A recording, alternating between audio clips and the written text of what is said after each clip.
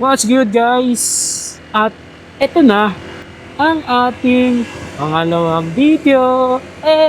Apaka-angas! De, joke lang. Ako si Randoms. At welcome sa page ko, ang Randoms. So ayun no, yun nga, ito na yung ating pangalawang video. At sa video na to, gusto ko lang ipakita sa inyo kung gaano kaganda ang kalayaan niya. Yan, actually ang nagpapaganda dito ay itong mga puno na to. So, samahan nyo ako sa aking random thoughts. So, dito sa kalayaan, kailangan nyo lang medyo mag-ingat sa mga intersection habang nag-i-enjoy sa mga view. So, sa mga view, ito lang po talaga mga puno. Wala lang, gusto ko lang i-emphasize na itong mga punong to ay nagbibigay ng nakaibang lamig at tigil. Lalo na kapag tanghaling tapat dito sa kalsada na to. And ang tinutumbok natin ngayon, ang lalabatan natin dito ay yung way pa circle. Hindi ko lang tawag sa rotonda na yun, yung nilalabasan ng Commonwealth, Visayas, North Ave. Saan lang ko lang circle. Yan o, diba? Nakikita niyo yung mga puno na yan. Sobrang sarap. Sobrang sarap sa pakiramdam na yung lamig niya dumadampi sa sa balat mo habang nagmumotor. Tapos eto, ganito, walang traffic. Smooth lang yung kalsada. Well, hindi smooth kasi maraming lubak. I mean, in terms of flow of traffic, lesser yung traffic congestion. So ayun, malapit na tayo dito sa tawagin na lang natin itong circle. Pero alam ko talaga yung circle is sa loob. Yung mismong loob.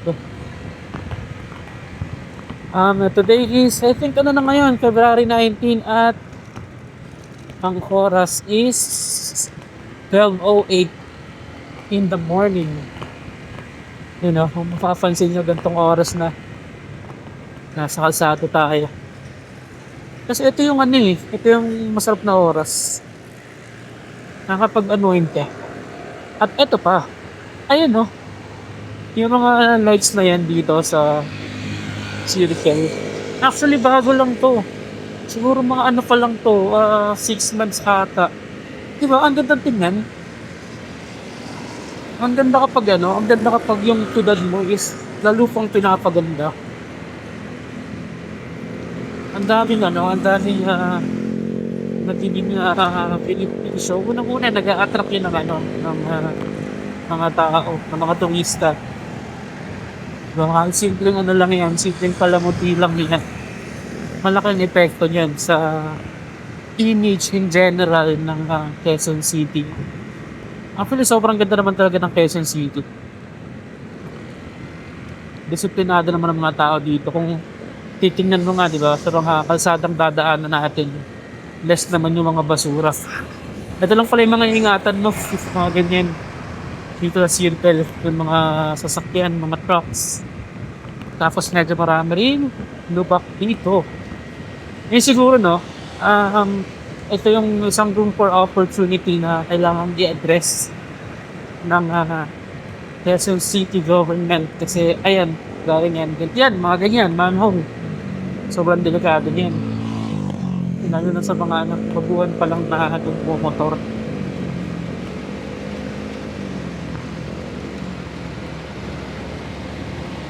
O yan, mild na lang yung traffic dito.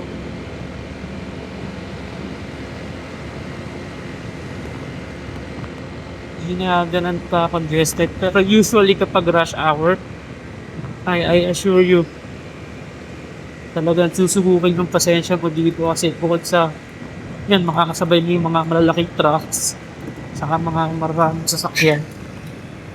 Sobrang sobrang delikado pa.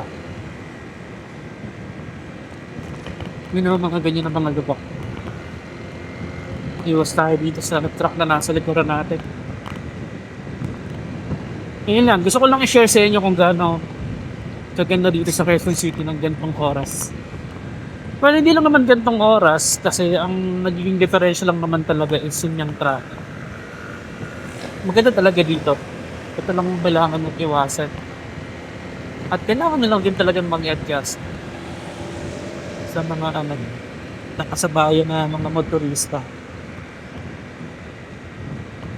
Gusto ko tong area na to kasi alam mo sobrang peaceful. Para sa akin depende sa oras. Mga oras na talagang hindi mo siya trip.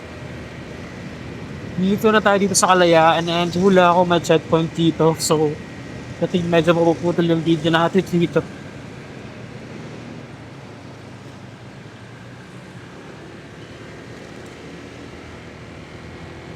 Yan ata yung mga nagkukumpulan na yun. I think yan, checkpoint.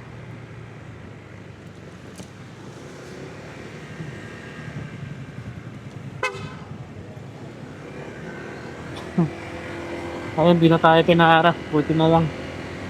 Yung flashlight lang. Siguro yung mga sinisita lang yung may mga obvious na violation.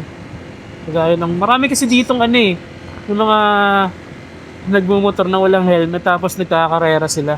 Mga nagda-drag race. Sobrang delikado nun. Kasi nga, eto kagaya niyan, may mga intersections. Hindi lang delikado sa part nila, mas delikado dun sa mga inosente na uuwi lang galing sa trabaho tapos mababangga nila. And etong kagaya niya, tinan nyo, sobrang tuwidan, mahaba yung daan, tapos less yung mga sakyat talagang dito. Magandang spot para mag-drag race. Yan, kaya siguro pinapaigting nila yung mga checkpoint. And wala namang problema doon. Actually maganda yung napakalaki ng epekto ng police visibility sa deterrence ng crime. Yan guys, ang settings ng camera natin ngayon ay super night, tapos naka 4K tayo, 4K resolution, tapos yung ating frames per second ay 30 frames per second. Harap ngayon nakikita niyo ba yung yung langit, yung puno, di ba? Sobrang nakaka-relax, sobrang ang sarap enjoy ng biyahe kapag ganyan. Ito yung hahanap-hanapin mo sa buhay. Lalo na pag nandito ka sa Metro Manila. Siyempre ang Metro Manila, alam mo yun, parang puno-puno ng stress mula sa iba't ibang pollutions. And eto na tayo sa crossing ng Viluna and Kalayaan. Try natin mag-Viluna. Dito okay lang na kumanan ka kung naka-red kasi wala namang no right turn on red. Pero kailangan careful ka pa rin. Tapos nga pala guys, may plano sana tayong mag-camping. Siyempre sa mga susunod na videos natin dapat medyo may adventure na. So yun, plano na sana natin mag-camping kaso hindi pa kompleto yung mga gamit. Try muna siguro natin mag-fishing. Nablano ako mag-fishing siguro by this month. And yung kinakasa natin na na lakad is siguro sa Manila Bay. Kung alam niyo yun, actually hindi naman literal na along the bay. Siya? Mag-rent ka ng bangka tapos yun.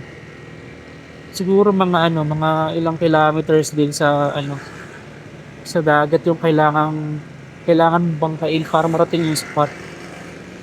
And yun, abangan niyo yun. Sana andyan pa rin kayo.